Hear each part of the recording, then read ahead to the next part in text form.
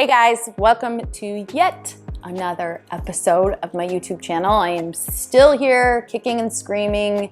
It may still be cringy, but I'm still here showing up every single week, hopefully adding some value to your journey. So I recently did a post on my Facebook page, which if you aren't friends with me on Facebook, you should hop on Facebook and friend request me or go to my business page because that's really where I post a big portion of my content. But I did a post that had a lot of feedback, some questions, a lot of engagement, and so I thought it was a perfect opportunity to expand on that in an actual YouTube video. So this week I really want to talk about the one sentence, the 5 words that will fundamentally transform and shift your life. It will bring all of the knowledge, all of the spiritual knowledge that you have, and this one sentence, these 5 words, will actually help you integrate and apply it in an everyday scenario. Because let's face it, that's what I see the biggest problem is. That's why I'm a practical spirituality coach. That's why I call myself that, because I went into the spiritual world having no background in it. When I stepped into my first sort of spiritual community, I didn't have any knowledge of spiritual principles. I didn't know anything about it. I came from a background that I really didn't ever resonate with religion. I knew that was not something that felt right to me. However, I always knew I had some sort of connection to what I call God, but I never had a framework for it. I never had anything that told me what that should or could or would look like. I really had no framework for it. So when I stepped into the first spiritual community, it was all brand new. And the spiritual community I stepped into was really about energy. It was really about thoughts become things. It was really about everything you see outside of you is just a reflection of the inside of you. So when I entered into that space, when I entered in that community, I was going to a lot of these workshops, and I saw this really common theme that people would go to these amazing events and they would have profound shifts, they would connect with source, they'd have these mystical experiences, they'd have these amazing healings, and then they would go home and nothing would change in their life. And so they would just keep coming back to these events to sort of use as a escape. And so their spiritual self, their spiritual side was never fully integrated into their everyday life. In other words, they were keeping that part of them separate. And so it was as if their spirituality was one aspect of who they are, but then they had to live their normal everyday 3D lives and never really integrating all of this into that. And so of course nothing would change in their life because nothing changed in their life. They never did the full integration. And so I saw this as a repeating pattern. I, however, was making these really massive shifts in my life. And so I had to take a look at what am I doing that's different? What are like the baby steps that I'm doing? What are these little things that I feel like are really making profound shifts in my life that maybe everyone else isn't doing? I was just sort of following intuitively what I felt like would create these changes in my life. And lo and behold, now 6 years later, I have an actual program, an actual blueprint, an actual course to walk people through the same exact steps that I walked through and integrating breathwork into that, because that was really what I found with a huge missing piece was it wasn't just about meditation. Meditation is for the mind, but breathwork is for the body. And if you're not engaging the body, then you're not going to be able to integrate it. You're going to stay stuck up in these upper chakras, in your crown and your third eye. You're going to spiritually bypass. You're not going to deal with any of the deeply rooted stuff that's in the way. And so, of course, nothing's going to change. You're just going to keep going to that and then hoping that will change and wishing that will change while not actually making the steps necessary to make the changes. And breathwork, as I said, is a really, really, really big tool in that because you're engaging the body. So I saw people doing this early on in my journey, and I realized that that was why they weren't fully integrating that into their life. And so one of the beliefs that's really big in an esoteric, metaphysical, spiritual communities is that you create your reality, or thoughts or things. They're not just esoteric and spiritual wisdom. They actually now are scientific. When you look at quantum physics, you look at the double slit, you look at quantum theory, there's so much science. There's a man I follow called Don Hoffman. He created this amazing mathematical problem that he solved that said there is 0% chance that we actually perceive reality as it is, like 0% chance. If we believe in evolution theory, then there is no way that we're seeing reality as it is. So scientifically, they've also proven, as I said, check out the double slit, It's an amazing experiment that has just confused the hell out of scientists because it shows the effect our thoughts have on things. And so that is a really common theme or a common belief. It's something that I live by, and not just because somebody told me, it's because I've experienced the depths of that so many times in my life and to such deep extents that I can't deny that. So with that theory, thoughts are things, becomes the second part of that, which is you are the creator. You create your reality based on your perceptions, specifically based on the first 7 years of your life. That is when your brain is literally getting imprinted. Your brain is like a sponge. It's in a low brainwave state, a hypnotic brainwave state, basically. And so everything around you, you are picking up, and it is becoming your belief system. Your brain is getting programmed as an identity that you then play out for the rest of your life. And if you're not conscious to that subconscious programming and imprinting, you just keep playing out the same thing over and over and over again, thinking that it's the outside world that's creating all sorts of terrible things in your life, when really it's all the subconscious shit that you have going on in your mind and all the stored and suppressed energy and trauma in your body, which is why the first phase of my Authentic Life Blueprint, we focus on the roots. We focus on those first 7 years and getting really, really, really aware and conscious of all that subconscious imprinting that has happened for generations. That is why one of the biggest results people experience in working with me is seriously breaking the generational patterns. And so you have to look at those first 7 years in how you create your reality. I call that the default self. That's what we call it within the program, the default self. That is what's created in those first 7 years. And because your subconscious beliefs are what are always going to show up for you, your mind is always confirming beliefs you have. So if you have a subconscious belief, and when I say subconscious, I mean 95% of what is happening is going on in the background. Your conscious mind is only 5%. So people ask, why is it hard to change? Well, you're going up against 95% of the subconscious mind. You don't have access. You don't have regular conscious access to that. You only use 5% of your conscious brain. So if you say, I want abundance in my life, I am a creator, I am abundant, but you have this subconscious belief that money's hard to come by, or that you'll never be worthy of money, or that you'll never be rich, or any belief you have about rich people. If you believe that rich people are bad people, that subconscious belief will always block you from having abundance, because your reality is always going to confirm your beliefs. And so what that means is you create reality based upon that default self.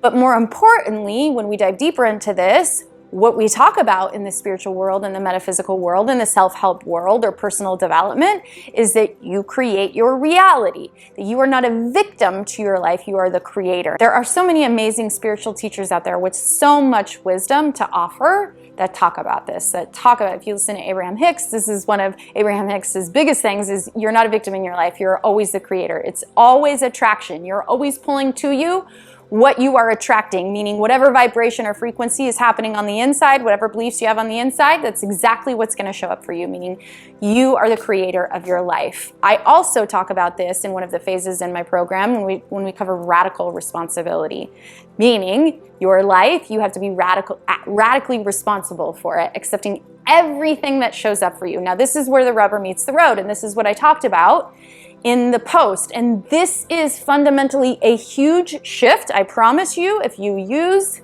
these 5 words as one sentence, this is really where you'll start to see big shifts in your life. The problem is people going to all these workshops, people stuck up in the crown, people thinking, yes, I create my reality, I know I'm the creator of my reality.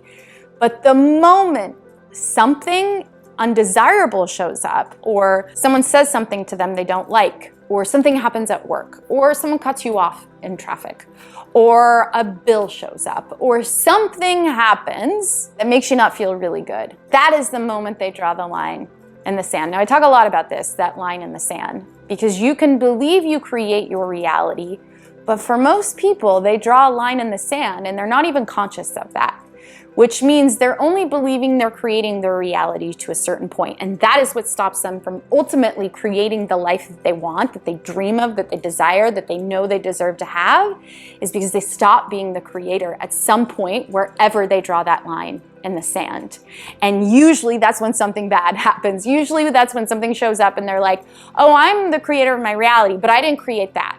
I did not create. There's no way that I created that. I can manifest things, but I didn't create that. But if you believe you create your reality, there is no line in the sand. You create everything that shows up, good and bad. Now that's hard for a lot of people to accept because they think, you're saying that I am the one that created this person to show up and treat me so terribly.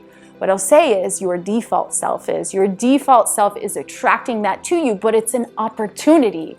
If we look at it as a bad thing and through the eyes of a victim consciousness, then we can never truly take radical responsibility and change our life, because then we will always be dependent on someone or something outside of you to change to make you feel different on the inside. But if you learn how to self-regulate and you understand that everything that is showing up for you is because of some vibration or some belief you have going on inside of you, you learn how to self-regulate and change those subconscious beliefs, learn how to change your vibration and your frequency, then everything will still be a reflection of that, but it will be a reflection of what you're doing on the inside. And so all of these things that show up for us that we don't like are opportunities. They're gold mines. That I always say, you never want to avoid a trigger, ever. Because triggers show you where you still have work to do.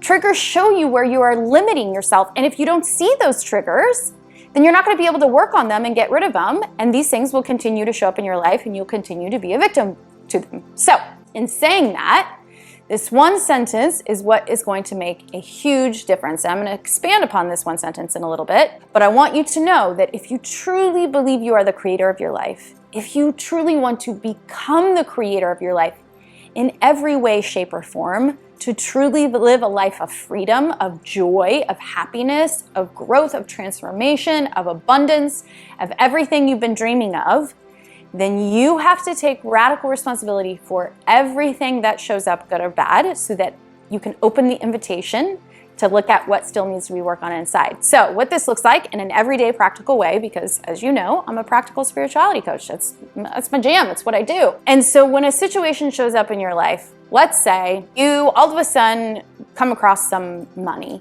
Money's always an easy one to use because everyone relates to that. And you get like a sum in your bank account and you're getting excited and you're like, oh my gosh, I've never had this much money. Like, what am I gonna do with it? Blah, blah, you get all excited. And then all of a sudden an unexpected bill shows up. Something happens, someone messed up, this bill shows up, it's gonna take a big chunk of that money that you have in there. Now, most people will say, I did not create that M. There is no way that I created it because I don't want lack.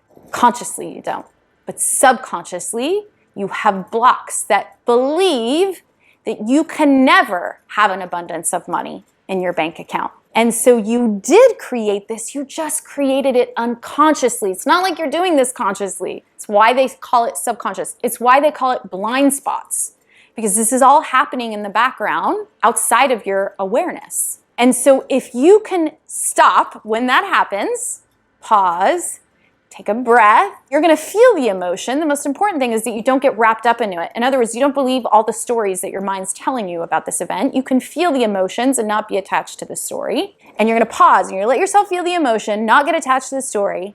And you're gonna say this one sentence, these 5 words. You're gonna say, what is this in me? What is this in me? Those are the 5 most powerful words that you can use when you're creating change in your life and you're really, really, really wanting to apply everything that you're learning. Because this right here is your kingdom to heaven. This is your keys to your own personal freedom. Because if that happens, and you can ask yourself that, you can go on a deep exploration into that subconscious imprinting, into the energy that you've suppressed, into the record that plays in the background. You can do this in a couple different ways. We do this in my course using breath work, using journaling, especially at the end of every night. So when I tell people, when they start to go down the process of, well, who is this default self? I don't know what that subconscious beliefs are because I don't have access to them. But your life will always show you what your beliefs are. Meaning, just look at your life every day. What are the same circumstances that show up? What are the same feelings that you feel on a day-to-day basis? At the end of every night, write those down. Become the scientist of your life. Be like Sherlock Holmes, digging and digging and digging until you can get really, really clear on what those imprints are. You can think about some of the things that you heard all the time as a child from your parents. What are some common themes that they said? These can be empowering things, but for purposes of figuring out who your default self is, you want to look at the limiting things that have kept you trapped. So look at all the circumstances in your life that have shown up around money. And if you look at the common theme, which is you, the common theme is always going to be you. What are the beliefs that you tell yourself in those moments? When something happens normally, what's the story around it? What are you saying to yourself? Do you say, man, I can just never get ahead. Man, I have a really difficult time with money. Those are stories. These are default self-beliefs that you have imprinted in your brain. And when you know those, that means you can change them. How do we change them? We change them through repetition, and we change them through breath work. These are exactly the tools and the process and the system that I walk women through in my program. How to become aware of who the default self is, and then how to shift it. But the first step is taking radical responsibility, is understanding you are creating all of it. To not draw the line in the sand so that you can really become your own savior, your own guru. No one needs to heal you if you have the keys to your own freedom. All you need to do is know how to go inside and ask the right questions and then do the things necessary to re-imprint. The reason why we use breathwork in my course as a tool for working within the subconscious mind is because breathwork triggers the limbic system in the brain. The limbic system in the brain is where all that subconscious imprinting is. It's how you literally rewire your brain, and you can create these really ecstatic states. So we use different breathwork techniques to create these ecstatic states, to create releases of oxytocin and dopamine and serotonin so that your brain is literally becoming rewired. Also, with breathwork, we also utilize action steps. So that means in those moments when those things are happening, we have to first become aware of them. So what is this in me? And then you go on a journey of exploration on the inside. You journal about it. Journaling is one of the best things you can do. First of all, writing triggers your reticular activating system, your RAS. It tells your brain this is really important to pay attention to, which is programmed by your subconscious mind. So writing is a very powerful tool anytime you're working within your mindset and changing limiting beliefs. And so journal at the end of the night. Pay attention to the feelings. It's the feelings that matter. Pay attention to the feelings come up. And then when the feelings come up, you're thinking certain thoughts.